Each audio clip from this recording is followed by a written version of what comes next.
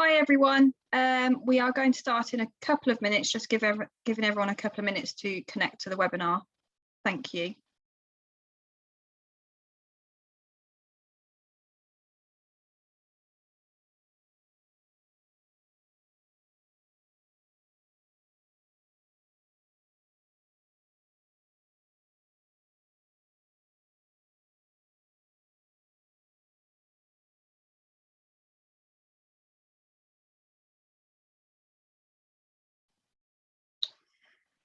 So we have quite a few people with us now, so we will start. So hi everyone and welcome to today's webinar, our latest in our Trust and Transparency in Industry Insider series, where today I'm delighted to be joined by Integral Ad Science, who with a panel of experts are going to open up an in-depth discussion about supply path optimization adoption and moving the market towards more transparency. So as you may know, we have dedicated the whole month of September to trust and transparency as we dive deeper into various areas of this important topic. So far, we've hosted a range of webinars and industry insiders with our members. And yesterday, we actually hosted our headline event, The Great Debate, where we addressed best practices, current initiatives, and did a deep dive into the latest policy and legal regulations to drive trust and transparency across our industry. We have also hosted sessions on rebuilding the value chain with transparency at the core with Programmatic and rethinking user consent for the open web with Criteo. All of these sessions have been recorded and are available to view on demand on our website. Just in the interest of transparency, just to let you know, there's no commercial interest for any company involved in any of these sessions. We're just hosting them really as an opportunity to share and hear from our members and share best practices across our industry. So today, Akshay from Integral Ad Science is going to kick off with a 10-minute presentation, followed by a panel discussion led by Nick. So before I hand over to Akshay, just a quick bit of housekeeping. We are live and we do encourage audience participation. So if you have a question, please pop it in the Q&A box and we will be addressing those at the end of our session today. And with that, I'm going to hand over to Akshay. Thank you. Thanks, Claire. I'll quickly share my screen now.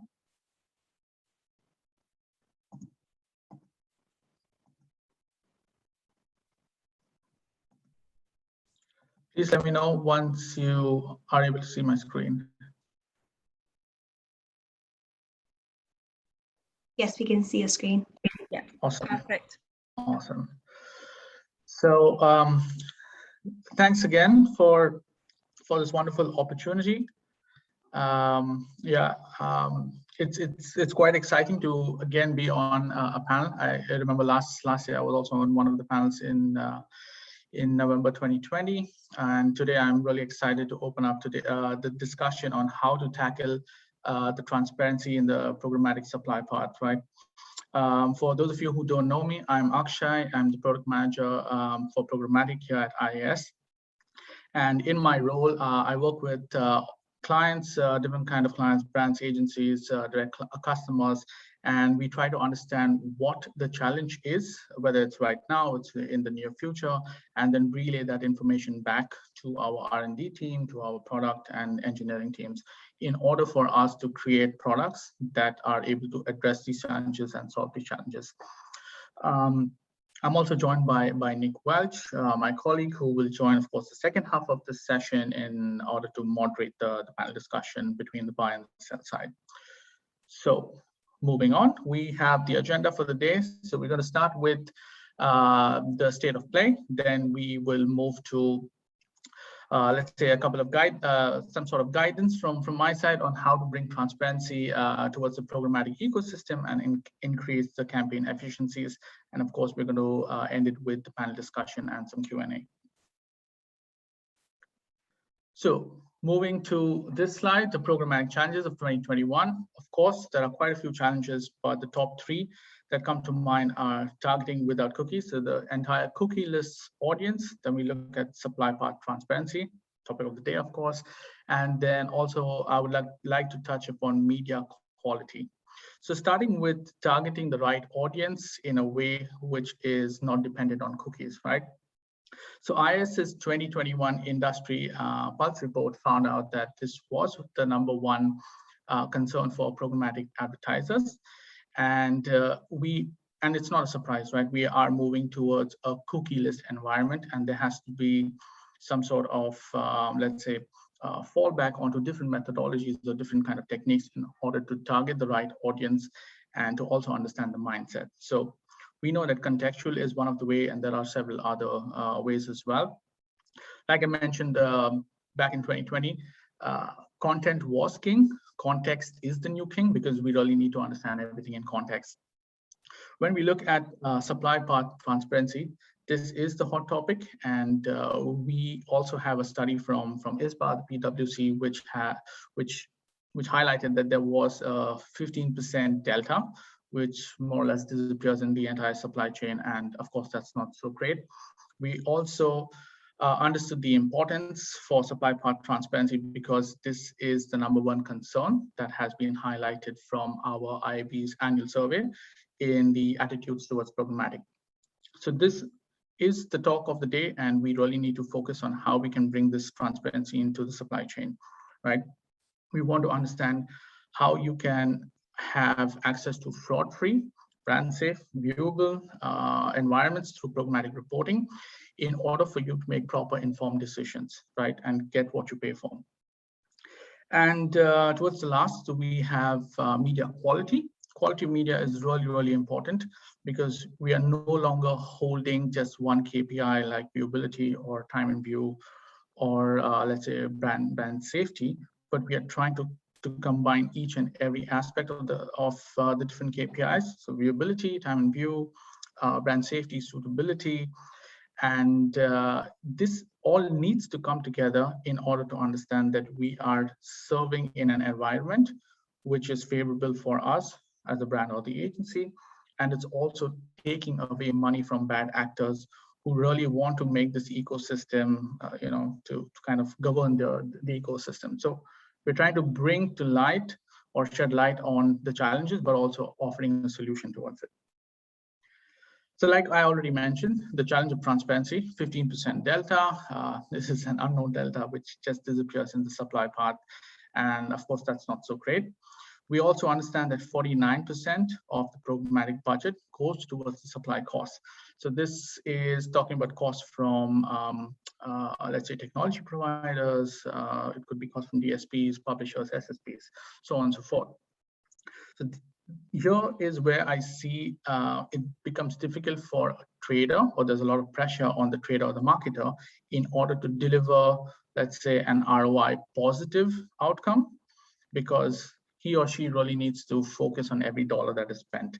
And it becomes really complex, given that there are so many players right now in the ecosystem. And of course, there are a lot of bad actors trying to influence this ecosystem in order to make some money.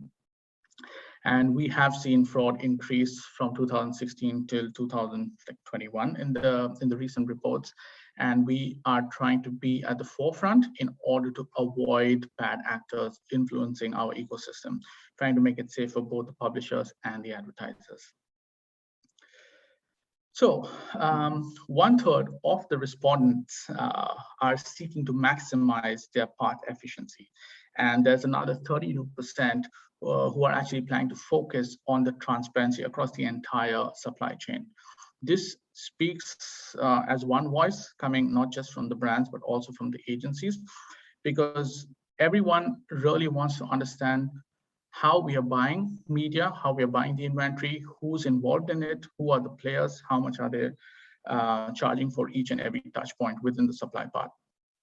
And one of the recent, let's say, partnerships between IAS and Ipsos was, there was a survey done among 200 digital media experts in order to understand what are their perceptions regarding the programmatic advertising, let's say, ecosystem, and then what, according to them, is supply path optimization in particular, right?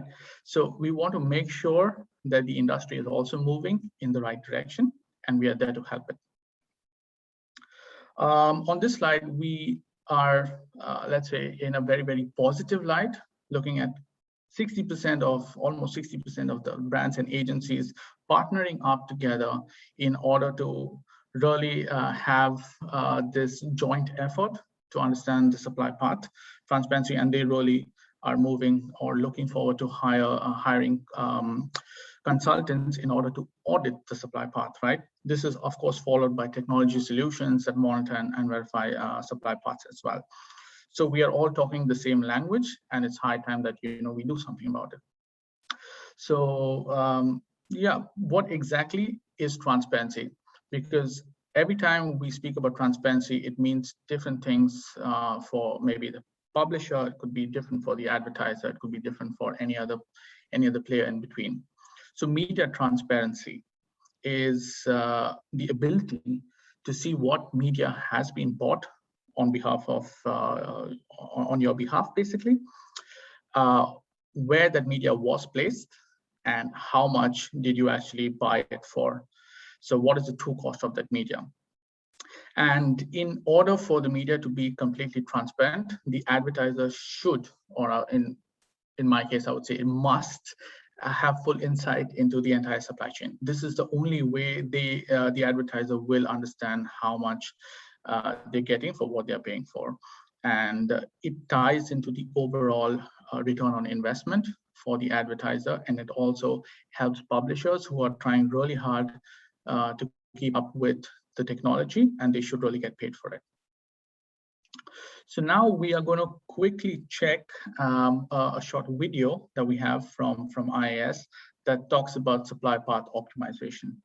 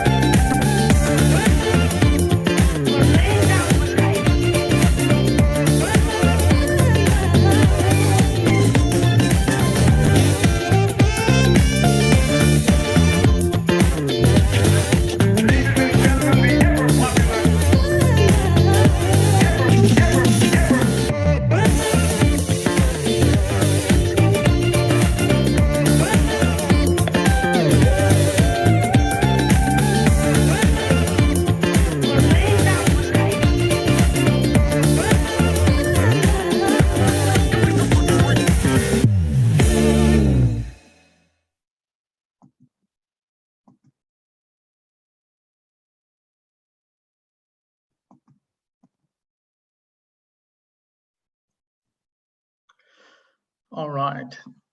So I hope that video more or less summed up everything together in order for us to move ahead into this entire supply path transparency, but also using that information to optimize towards the most efficient and in the most effective way. So we're coming down to 3 points. One is verifying the media quality. 2 is then quantifying it. And 3 is using that information to effectively optimize towards media quality, which is more efficient for us. So optimization value for a programmatic, let's say, trader from an end-to-end process involves pre-bid, where we are bidding on inventory, which is not only fraud-free, but it's also viewable, it's brand safe, it's brand suitable, and it's meeting the criteria of the advertisers. Then when we look at supply path optimization, we are talking about transparency throughout supply path, understanding what fees are being paid, and understanding how we can move towards buying better inventory at lower costs, and also helping the publishers in the end, right? When we talk about monitoring, we are asking everyone to stack rank their partners in respect to the performance that they bring. And this will automatically help improve the planning that is required for any kind of campaigns, any kind of seasonal campaigns that are on and off. And last but not the least, let's say the last line of defense, blocking is always recommended, as post-bid blocking helps you to act in real time. And yeah, it makes the entire, let's say, it kind of closes the ecosystem with also reporting functionality and understanding how you can continue to drive campaign efficiency. So quickly touching upon a case study, there was a case study done with Nestle, where during a live Nestle campaign, there was one of the websites, or let's say domains, that was consistently flagged for being brand unsafe. And with IAS's SPO tool, which is total visibility, Nestle was able to see and verify that 3.77% of impressions were unsafe. And then we were later on able to quantify by seeing that it represented 9.23% of the total campaign budget. And the result is the optimization. So within 6 hours of realization, Nestle was able to optimize the campaign and add this domain to a block list and direct spend away from this damaging placement. So this again is, let's say, the next step that we really need to move forward. And a really nice feedback from the programmatic lead at Nestle. Often insights come post-campaign. We all are aware of that. There's nothing you can do with them besides plan better for the future and add them to a block list. Within 6 hours, total visibility led to an immediate blocking of all the sites that were involved. There were a few sites that were leading to this massive amount of spend on these least amount of impressions. And it was immediately actionable for us. The agency was happy, the market was happy, and it was a win-win situation for everyone. And this is why it's really important for us to understand first the transparency side of the supply path and then move into optimization towards it. And now I am going to give the mic virtually to Nick Welch, our Programmatic Director for Northern Europe, who will moderate a panel of our industry experts. Thanks, Akshay, and thanks for a great introduction into supply path optimization. And I'm delighted to host a panel with some industry experts who do represent the supply chain. I think it's really important that we understand all aspects, because I think optimization will mean different things to different sides of the ecosystem. So as Akshay alluded to, my name is Nick Welch, and I lead Programmatic for Northern Europe here at IAS. And I'm joined by my guests. Who would you like to introduce yourselves to the audience? Maybe starting with you, Ben. Yeah, hi there. Thanks, Nick. Yeah, hello everybody. My name is Ben Hancock, and I am head of programmatic trading at CNN International. And over to you, Becca. Hi, I'm Rebecca, and I head up the sell side for UK Nordics at Magnite. And representing the buy side, Layla. Hi everyone, I'm Layla. I'm the Biddable Supply Director at Havas Media UK. Awesome, great to have you all on board, and yeah, keen to have kind of an interesting discussion. And certainly for me and for those in the audience, I think there's going to be varying levels of expertise in terms of understanding supply path optimization. So I'm hoping we can make this informative, but at the same time, really bring it to life and maybe kind of remove some of the ambiguity around the tech speak, so that our audience can walk away with some sound ideas. So I think a good place to start actually is where we were in the presentation. Is around this kind of transparency. Transparency is a word. You'd think it was fairly unambiguous and has an obvious definition, but actually, I think transparency means different things to different people within the supply chain, depending on your business goals and interests. So Layla, starting with the buy side, what does transparency mean to you, and why is transparency important to you? So for me, it's making sure that so transparency is making sure that we know exactly for every impression, from when it's sort of, I lose my hands as a trader in the DSP, of every sort of link in the chain and route, so when a user receives it, because we want to make sure that we're cleaning up the programmatic ecosystem. And I guess the best way to do that is by having that visibility on everything along the chain. And it can help with sort of pricing, performance, but also ensuring that we know how much the publisher is getting at the end point and making sure that it's sort of fair market value for them as well. So with everything being transparent or auditable and controllable, then we kind of improve the like trust in programmatic if we have that available to us and that data available. Got it. So like full visibility into everything that you're bidding on through to the source, directly through to the source. And Becca, obviously, in order for Layla to have that transparent view, the SSP and Magnite plays a significant role, right? So what does transparency mean for you in your context? Yeah, it kind of matches up quite nicely, actually, which is lucky. So for us, it splits into 3 core areas. So fee transparency, auction dynamic transparency, and inventory quality. So if you think about fee transparency, so this is us allowing sellers to share their platform fees with us with buyers if they choose to. That's obviously quite important for buyers when they're looking at their SPO strategy. The second one is auction dynamic transparency. So there's been a lot of changes in our industry over the last however many years, but fluctuating auction dynamics is one of them. And that transition between first and second price auction, it's really important that we're flagging what auction buyers are participating in so they can make the right decisions. And along with that is wrapper transparency. So at Magnite, we're all in behind pre-bid as a header bidding wrapper solution for our sellers. And then the final piece is inventory quality. So yes, we work with premium sellers, but it's really important that we're ensuring we have a clean marketplace by having strong fraud protection tech in place. So we work with Human for that protection piece. And all of that sort of just wraps up into what Layla was saying, is that if we can offer all of that, it means that the buy side can make important informed decisions about where they're putting their money, how they're optimizing. So they'll get better performance, more revenue will make it through onto working media, which then means better outcomes for the seller. Got it.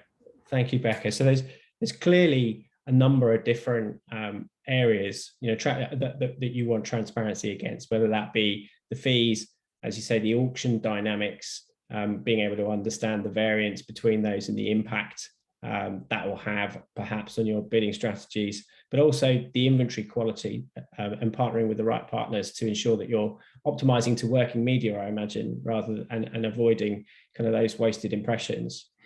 And Ben, now coming to you, obviously this is all to kind of gain, CNN are plugging into the SSPs in order to make inventory available, in order to deliver rich media and rich media as in quality media and audiences through the supply path to the buy side. But with all this optimization that's happening, or supply path optimization happening by the buy side, what does transparency mean for you? And we're starting to hear about demand path optimization, and and publishers wanting to kind of get an understanding on how do you make your inventory more visible given the SPO practices that have been put in place on the buy side. Yeah, so I think if we just take a step back quickly as well,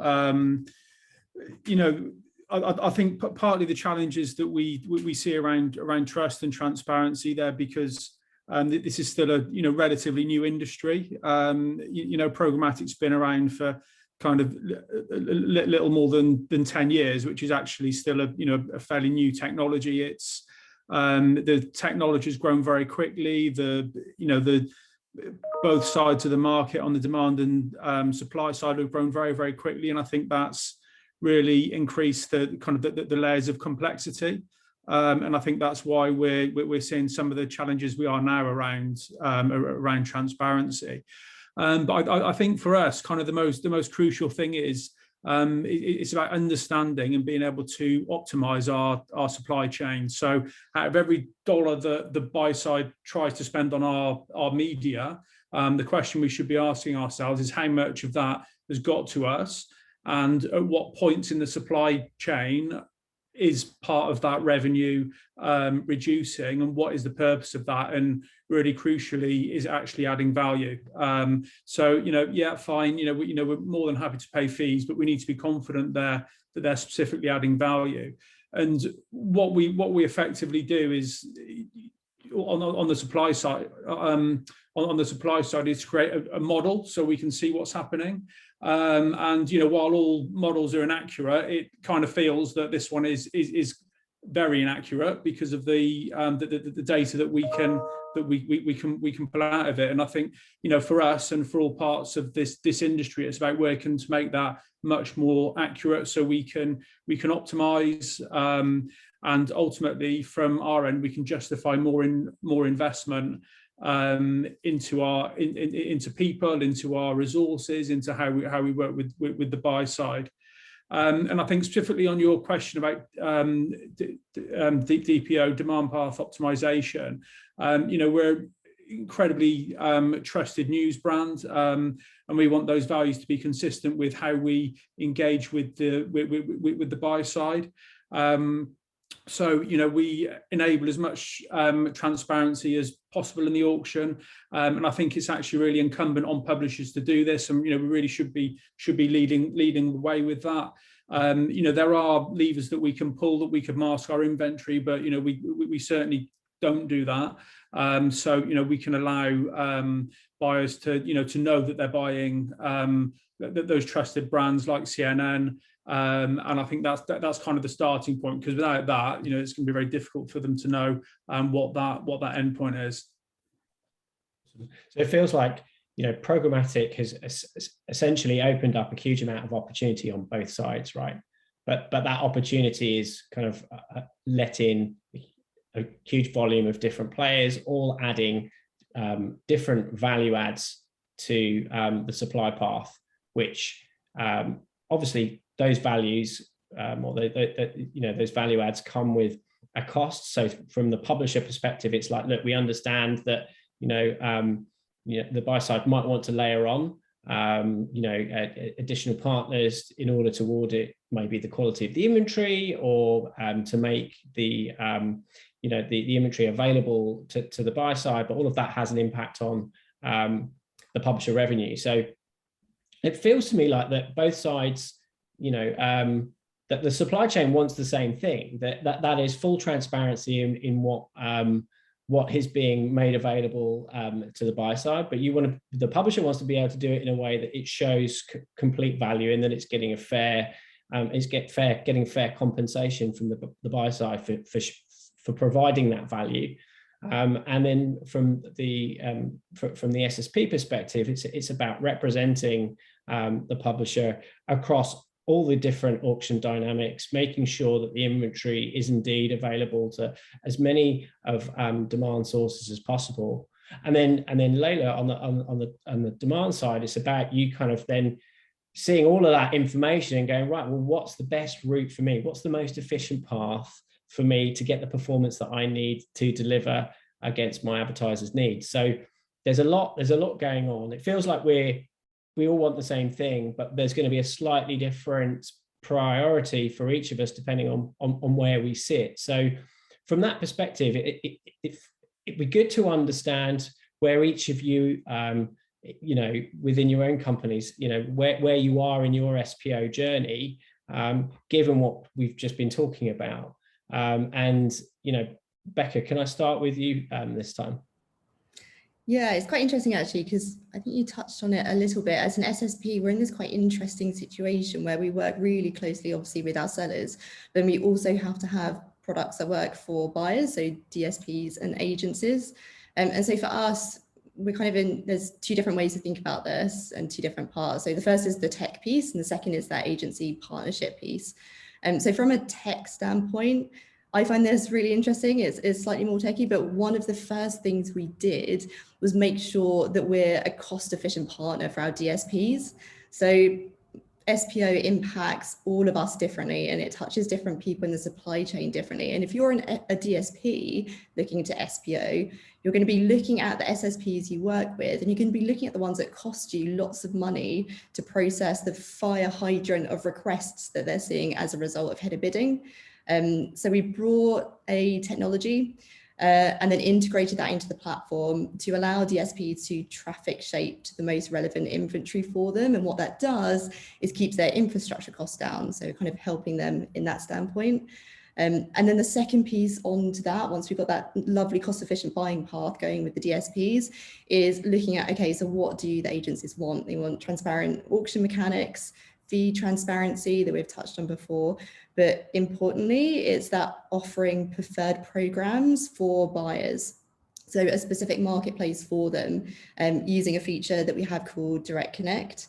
And what this does is it allows an agency to curate their own marketplace. So it gives them that direct connection to supply with fully transparent fees. And for me, that's one of the great things about SPO is that it's allowing for those closer relationships. So yes, a buyer is technologically closer to the supply, but also because the agency needs to have those conversations with the DSP and the SSP and the seller to be able to understand that route to supply. I think it's a really good thing from a partnership standpoint. So balancing out the technology and the partnerships. So it sounds like collaboration is like super important. You need to understand what the pain points are for everyone within the ecosystem so that you can help solve for them. Because we're businesses at the end of the day, right? And we want to be able to deliver the best solutions. And in order to do that, I think we need to listen and understand those pain points and then solve for them.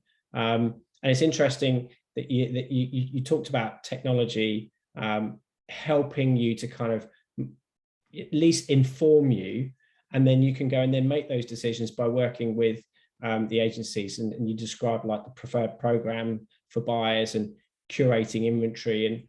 And Layla, it's probably a good segue to kind of see where you fit into this and how, you know, where you are in your SPO journey, specifically around what Becca has just been talking about. Yeah, I was, you can probably see me nodding along. So one of the things that we've done at Havas is we have our meaningful marketplaces, which we launched. I say, we call this MMP, I say about 100 times a day. So if I shorten it, that's what I mean. Where we've kind of used our MDM, which is our sort of meaningful digital matrix to like curate our inventory. And then what we've done for these marketplaces is applied SPO on top of that. And that's using sort of SPO tools, such as the one that was mentioned by Becky a minute ago, such as Direct Connect. And also work with Programmatic to create these marketplaces using custom solutions to kind of ensure that the maximum amount of money goes to our publisher. And one of the ways that we kind of do that is that relationship that you're talking about. So my role's kind of been created to manage those conversations with publishers and SSPs at a local level. And that's kind of the collaboration we've built, means that if we're speaking to publishers directly to onboard into our meaningful marketplace, that the SSPs are there for the conversation as well. And also making sure that we're getting feedback from publishers on what works best for them, which I learned DPO when you were talking about it earlier, which is kind of I guess a way that we can support that is going, well, this route works for us because of the data that we've seen, and then it sounds like this route works for you. So maybe all our deal IDs should be set up this way if we're working together in the future. Interesting. So using the feedback you get from kind of your SPO to, again, inform how you build these marketplaces, and I guess bring, you know, Ben into that conversation and understanding what it is that Ben's looking to understand from your side in order to be able to give you the inventory that you want. But, I mean, Ben, if you've got anything to add from where you are in terms of what CNN are doing and how you're maybe interacting with businesses like Havas around curated marketplaces, etc. Yeah, definitely. I mean, I think us, like most publishers, have kind of worked out that, you know, we need to, you know, a better understanding of what's happening and more transparency. And really, there's kind of three things that we've done. Firstly, to gain a single viewpoint across all of our partners now, all of our tech partners. So before, we were having to log into, you know, 5-10 different partners with header bidding. There's, you know, more and more now, so we can pull one report from everything that is a complete view of everything that we worked across. Secondly, and I think, you know, just to follow up Layla's point on collaboration and, you know, just working directly with buyers as much as we can. And, you know, actually a lot of these problems around transparency just kind of go away if we work on a one-to-one basis. So we encourage that as much as we can. And finally, around consolidation. So I think we have this kind of explosion around header bidding, that nothing was sat in a waterfall anymore, and you could, you know, work with all these partners, and everyone got really excited, and it was great. And then it was like, you know, oh, there we seem to have a few too many. So actually to consolidate those down, and I think that was a really interesting process, because it really made us think about what each partner is adding and why they're there. So to kind of redo the RFP process almost, and you know, really make sure that they're all adding value. So that's kind of the three steps that we've taken. Actually, it does feel like we've made a lot of progress in the last you know, kind of 2-3 years now. And interesting, you reference kind of like the like having an RFP process, right? So we once had a, you know RTB came around, and it was all about identifying the audience behind a single impression and removing wastage, and then it, you know, programmatic became more than just RTB. It became about, you know, just a way in which the inventory could be transacted in an automated fashion with or without data. And then to your point, you know, we then had this kind of these auction dynamics and waterfalls in which the inventory would be made available to the buy side. And then clearly there was some concern about how that inventory was being made available. And so header bidding came along to kind of solve for that problem. And as you say, all of a sudden, you know, it's you've got a huge amount of, you know, demand. And I guess from the buy side perspective, it's like, you know, are we bidding against ourselves here? Or you know, how do we find the most efficient path? And, you know, it's interesting that you touched, Ben, on actually it being both a technical, the approach needing to be both one of technology and one of actually one-to-one conversation with your partners to understand, you know, and I think that's the secret, isn't it? It's using the technology to its strengths, but not forgetting that we still have to have, you know, meaningful conversations with our partners to kind of get the most out of it. And you talked about consolidation in RFP. So I'm just, you know, wondering how technology has maybe assisted you, Becca, in, you know, maybe answering those RFPs when you're looking to work with publishers and wanting to kind of help them, you know, obviously get as much access to Layla's inventory or Layla's demand, sorry, as possible. You know, how big a role does technology play in that, and how big a role does the manual piece play a role in that? Yeah, here's an interesting one where we're thinking historically. I think when programmatic came about, SSPs and DSPs, we all thought, great, it's going to be easy. It's not going to be a lot for us to do. It's all going to be automated. The tech will save us. But I think we kind of realized that actually it's as much on the human side as it is on the technology piece. So kind of touch on the direct connect piece again. I think we realized that this direct connect feature, which allows a buyer to curate their own inventory, their own marketplace, what they need for their needs for their advertiser. You've got, from an SSP standpoint, you've got all of the strength of the technology that we've built up over the years.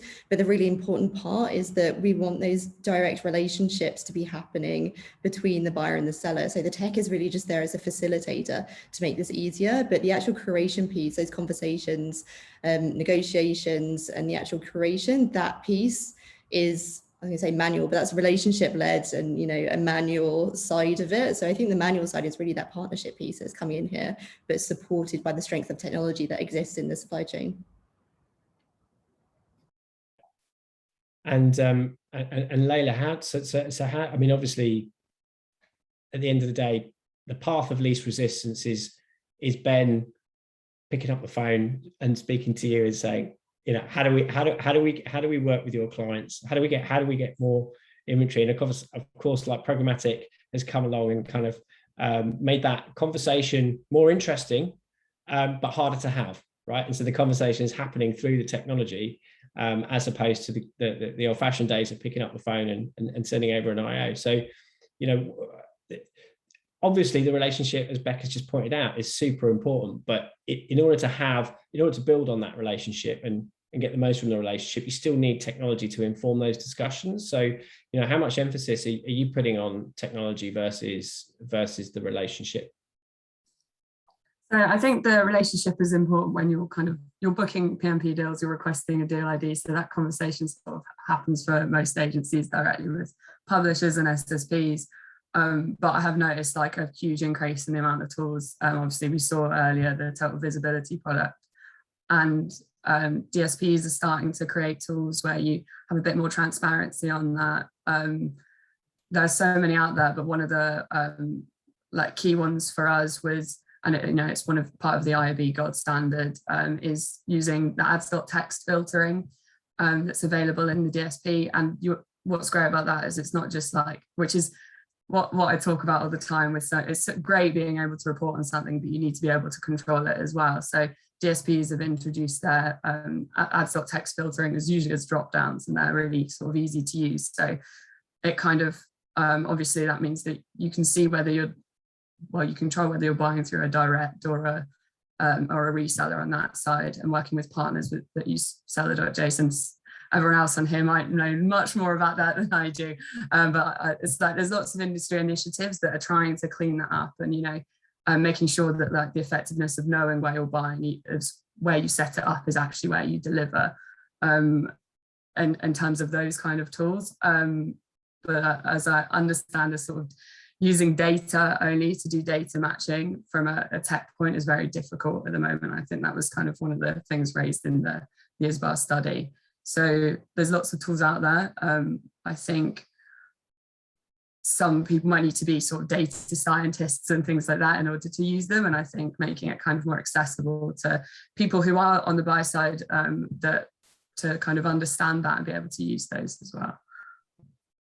I love what you said about making data more accessible. I think as soon as we bring data into a conversation, I think those of us who are thinking about planning, buying and selling maybe become a little anxious and a bit sweaty, because as you say, quite often it's down, that can get pigeonholed, or no, that's too complicated. We need data scientists to kind of analyze that data, and that's where the kind of the real wins come from. And actually, I think there's a responsibility on the industry to make data and technology more accessible, so that people who are in these conversations, traders, buyers and sellers, programmatic sellers, are actually able to leverage the technology, but in a way that is kind of accessible and you know, makes sense to have that optimization, because it does feel like we're talking about, it's not just about supply, it's optimization, full stop. And optimization has been around since the, you know, there's been buyers and there's been sellers within the digital ecosystem. Turning back to you, Ben, obviously technology plays an important role, and obviously you know, CNN, very well-known brand. I'm sure you are in demand when it comes to private marketplace opportunities and what have you. But obviously you'll be making, you want to fill as much of your inventory as possible, and you want to, you know, so you're going to be putting some of your inventory into the open marketplace as well, I'm imagining. So from a technology point of view, what are you doing to ensure that, you know, your inventory is more visible, given the practices that are happening on the buyer side in terms of supply path optimization? Yeah, so I think we do. So we do. We don't mask any of our URLs, for example, and I know a lot of big publishers don't do that now. That kind of really helps. There have been some smaller solutions, like things like ads.txt, that really helped. With transparency. So again, these kind of smaller solutions that have really, really kind of made a difference. I think for me as well, it's really important that we're as visible as possible in market as well. So outside of the technology, I think one of the implications of this technology is that it's more of a challenge for publishers to stand out now. If you think how buyers kind of engage with the market, they choose from a list of URLs, and you can buy everything via the click of a button. And while that's been transformational for the market, and things like data and auctions, and there have been huge benefits, actually that kind of one-to-one collaboration has changed. I remember back in the day where you do everything over a phone with an IO, and you build relationships. So I think actually just collaboration is really a really key part of this as well. Absolutely, and that absolutely, and I think that's a lovely segue into the next question, Ben, which is as an industry, is there anything we can do to improve transparency through collaboration? I mean, you talked about ads.txt. Layla, you talked about that being available as a drop-down function within the DSPs. I know in our own product, total visibility, that's a parameter within our text. We're able to obviously understand what authorized traffic and what unauthorized traffic looks like within the supply path. So obviously there's technology plays a role there. There are some standards, but what more can the industry do in terms of collaboration to improve transparency, or can it, does technology play a role in terms of creating maybe an industry standard? Who'd like to take that one? Yeah, I can just jump in there quickly. So I think what I mentioned earlier, one of the things we did around kind of improving making our efforts to improve transparency was around creating that single viewpoint. And thankfully I didn't have to do it myself, but the poor chap that had to pull together all the reports from numerous technology platforms, it turns out that wasn't as easy as everyone thought it was going to be. And we uncovered things like different terminology, buyers named differently by platform. So I think actually a really big step forward would be standardization of terminology that sits in platforms. That would certainly make it a lot easier in this reality. Now we all work across multiple platforms, and I think we've seen the ISBAR PwC report. I've seen other bits as well around actually creating a map of the supply chain. If we could make that as accurate as possible, again, I think that would be a huge step forward. And again, that needs real collaboration to be able to do. So potentially, being in a position where we can actually match advertiser IDs with the publisher side, so that you absolutely know where the supply path is. I mean, I think we've probably seen that abstract art where there's thousands of sort of supply paths between one advertiser and a single publisher. Obviously that's an extreme view. Yeah. It was like a Salvador Dali painting. Yeah, yeah, exactly that. Yeah. And Layla, can I come to you on this? So as in, I guess the reporting standardization, I think that's a huge for everyone at the time, right? At the moment, if you're a programmatic team and you work with several DSPs, several SSPs throughout that, and then that might just be within your kind of curated markets and MPs. If you had the whole of the open exchange, it's kind of huge. And I think when you talk about those tech taxes, even for a DSP or an SSP, that's all made up of different things. So even comparing them makes it a bit trickier to do that. So I think like standards and standardization is something, or like there being industry best practices, or things like we always encourage the adoption of ads.txt and things like that, which kind of help towards it. And I think that a best practice being defined, or standardization, and that being something that we can go, great, we're kind of signed up to this. This is, we want to be part of this way of working. And then, you know, maximizing the number of publishers or SPs we work with that also work in that way. But I totally agree on the standardization of reporting. I was a programmatic trader for 6 years, so I know the pain of trying to pull all that data and map it together. And Becca, what would you like to add to that? I mean, obviously you play a pivotal role in kind of passing that information through the supply chain, right? Yeah, it's so tricky. And I think our industry it grew so organically. Everyone was just reinventing their own wheel as everything just grew. So everyone's labeled things differently, names are different everywhere. It must be so tricky when you're outside, you know, just looking at your one platform.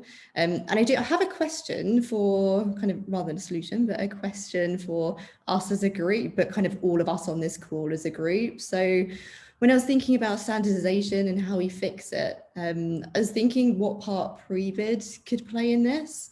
So in pre-bid, you've got a community of people from all parts of the supply chain, and importantly, including engineers. So the discussions that go on in pre-bid are quite varied. So you've got everything from the core wrapper technology through to how to best manage audience cohorts in a cookieless world. So the diversity of thought is there, the diversity of companies is there. So if you got the right people together in that forum and that community, could pre-bid be that hub for discussion? And importantly, that engineering alignment to be able to fix things like reporting, standardization across the entire industry. But I might have just made more work for pre-bid. Sorry, pre-bid. One thing our industry is very good at is creating work for itself. So I don't think there's any, you know, where there's work, there's opportunity, right? Who wants to tackle Becca's question? Yeah, I'm happy to jump in there as it just sits more on the pub side. But yeah, I think, you know, pre-bid is a cross industry solution. I think that's a great shout, to be honest. And I think one of the problems with standardization is, and we've touched on this before, but one of the, you know, kind of making things the same is that each, you know, as a kind of economically driven industry, all parties have their own incentives. So it's going to be very difficult for one individual partner to do this. So yeah, I mean, if it's going to come from anywhere, a business that was obviously heavily involved in the product side, that's neutral, that you know, obviously sits across things from the pub side, I think, yeah, could do. So definitely, Rebecca, you could raise that at your next meeting. Done. Fair play. I mean, I feel like there's so much, we could go on for another 25, 30 minutes. There's so much to talk about. I mean, I haven't even asked what the future, you know, what the future is for this important topic, but unfortunately, I don't think we're going to have time to do that. I think we're probably going to go to questions now, if that's cool. I mean, I can ask some more questions. Mary Claire, it's up to you. Yeah, do you want to do one more quickly, and then we have one from the audience that we can address so far. And if anyone's got any questions for the panel, I would just say quickly type them in the Q&A box now. But yeah, awesome. Do one more question quickly. We have a couple of minutes. On that note, then, what is the future of this important topic? You know, we're just talking about display, video, or I'm assuming that's kind of what the bread and butter is, right? But we've got burgeoning or emerging media like in-game. We've got CTV clearly, which is the topic du jour. So, you know, what is the future? And obviously identity. I mean, cookies are going away in 2022, or is it 2023? You know, who knows? But you know, what's the future as far as you guys are concerned for SPO? Who wants to go? I feel like you just give me a load of ideas, and I'm aware of the time, so I won't go on too much about one of those. But I think for us at Havas, it's a key thing for us for the transparency and SPO is about our how we develop our meaningful marketplaces further to be more sustainable, or supporting. We have our social equity marketplace where we want to make sure that if we want to content that we need to support, and if we're going to be supporting content, that we're doing that in the most sustainable way possible, where we're trying to increase the working media at the end for publishers so that it's supporting creators or journalists. And I think that for us, it becomes a bit more of like a conscious media investment and kind of ethical media. And that's kind of our next steps for that. I honestly could talk about this for 2 hours, so I'll leave it there, but that is sustainability for us. Thanks, Layla. Over to you, Becca. And for me, it's identity, because I think identity touches absolutely everything. And if a key feature of SPO for agencies is creating that brand safe marketplace with the aim of reaching the audiences that you need, it's that audience targeting piece that's going to be interesting in the near-ish future. So I think it's starting to ask those questions and looking at your tech partners and the supply chain and looking at how everyone is supporting things like passing UIDs which support logged in users, how your tech partners managing audience cohorts, what are they doing in terms of data clean rooms, and what flock conversations are going on. So it's really how everyone set themselves up for the demise of third-party cookies. And which presents opportunity in itself, right? I know we're all rather nervous about it, but actually it's exciting in equal measure. And Ben, from your perspective, what does the future hold for demand path optimization potentially? Yeah, I think I definitely agree with Rebecca that this dovetails quite nicely with identity. I think, you know, I think for me we've kind of, it feels like the header bidding debate has been kind of put to bed now, and we're in a more of an era of the technology becoming more mature, and we're thinking about how we can, you know, we can solve these kind of challenges. And I think the kind of the implication of it for me is to make advertisers more comfortable investing in programmatic. And if I was a marketeer and looking at spending money on, you know, display, CTV, for example, I'd want to be pretty confident that I'd know where my money was going if I was looking at that compared to the traditional TV market, for example. So I think it's really about giving buyers and sellers and people who are looking to invest in that industry the confidence and, you know, really to continue the kind of astonishing growth that we've seen from programmatic in the last 10 years or so. Thank you, Ben. Yeah, I mean, we've got one question. Have we got time for this question, Mary Claire? It's just come through from the audience, which is how can we make data and technology more accessible? What needs to be done? I mean, I think from my perspective, it's about, you know, building the infrastructure to create, you know, easy user interfaces where it's easy to train those people who are living, breathing, trading and selling on a daily basis to make those informed decisions, so that we don't need to have you know, hundreds of engineers or data scientists interrogating the data.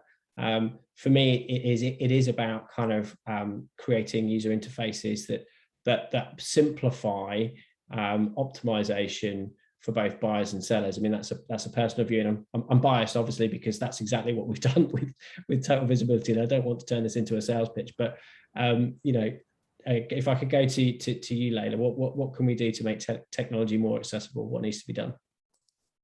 I think that it's that if everything is standardized, then you don't have to learn quite as much. So it makes something that seems very complicated much smaller and like, you know, bite-sized task. I think having worked with just from the DSP side, there's the same name for every part of the hierarchy, but it all means different things. And I think that in itself makes everything a bit more accessible. But I'm someone who loves spending time in Excel and with pivots and things like that. So things that are available to me where I can easily match using unique IDs, and then I can pivot that in a way that's like, I can get some meaningful insight out of it is kind of best for me. But I know that in reality, getting to that point is a very difficult thing.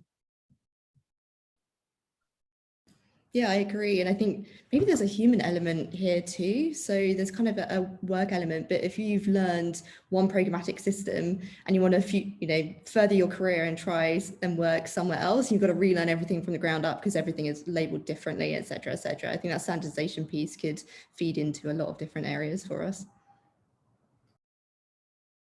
And how about you, Ben? Any final thoughts on how we can make data and technology more accessible? I think I think for non-technical people, this stuff can look absolutely terrifying. And I'm not a technical person. And you start to learn little bits about it and realize that it's kind of not that terrifying. And I think maybe we're past the point now of a lot of people working in, coming from traditional media to work in digital and programmatic, that people are more have started in digital and programmatic. But I think kind of an inkling of how this thing works at product level would really help, and it kind of demystifies it. And I think once you can understand just a small part of that, it can really make a difference. Awesome. Thank you so much for, like I said, and I echo what Layla said earlier. I mean, I could talk for hours on this. It's a fascinating subject. I hope our audience has found the conversation insightful and a kind of a high enough level that I could understand some of it, or most of it. I hope you got something from it too. And I just want to say a big thank you to Becca, Layla, and Ben for making time to kind of sit down and have a conversation about this morning. It's really important, actually, that we have panels that represent the entire supply chain, so we get a holistic view on what's important, so we can remove the bias. So yeah, thank you so much, and I'll hand it back to you, Mary Claire. Thanks, Nick. Thanks, everyone. Yeah, thanks everyone for bearing with us. We've run over just slightly, but I think that was a really important question to answer actually at the end. So thank you for that. And yeah, thank you, Nick, Becca, Ben, Layla, and Aki for taking the time today, and for everyone for joining. As I mentioned earlier, the session has been recorded, so you can watch this back or share with your colleagues afterwards. And we have the last of our Industry Insider events in this series tomorrow, happening with Facebook. So head to our website to sign up for that if you haven't done already. But otherwise, thank you very much to everyone, and enjoy the rest of your day.